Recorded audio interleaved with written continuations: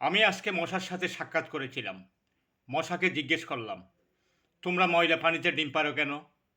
মশা আমাকে জবাব দিল, আমরা পরিষ্কার পানিতে ডিম পারলে মানুষ সিদ্ধ করে খেয়ে ফেলতে পারে। আবার জিজ্ঞেস করলাম, তোমরা কানের কাছে ঘ্যান ঘ্যান করো কেন? মশা জবাব দিল, আমরা পায়ের কাছে বা অন্য কোথাও ঘ্যান ঘ্যান করলে মানুষ শুনতে পায় না। আবার জিজ্ঞেস করলাম, তোমরা ক্ষয়েলে মরো না কেন? মশা জবাব দিল আমাকে, আমরা যদি ক্ষয়েলে মরে যাই তাহলে ফ্যাক্টরি বন্ধ হয়ে যাবে। আবার মশাকে জিজ্ঞেস করলাম, পুরুষ মশা নাকি রক্ত খায় না, তাহলে তারা কী খায়? মশা আমাকে জবাব দিল, হায় রে ভাই, পুরুষ মশা শুধু বউয়ের বকা খায়।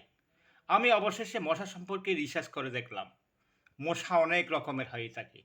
যেমন, যে মশা পড়তে বসলে কামড়ায় তারা হলো অশিক্ষিত মশা।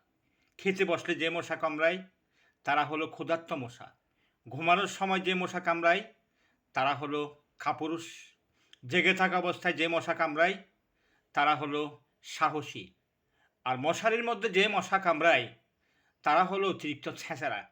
মাঝরাতে যে মশা কামড়ায় তারা হলো সিঙ্গেল। দিনের বেলায় যে মশা কামড়ায় তারা হলো ছোট লোক। আর আমার এই ভিডিও দেখার সময় আপনাদের যে মশা কামড়াচ্ছে তারা হলো প্রতিবাদী মশা।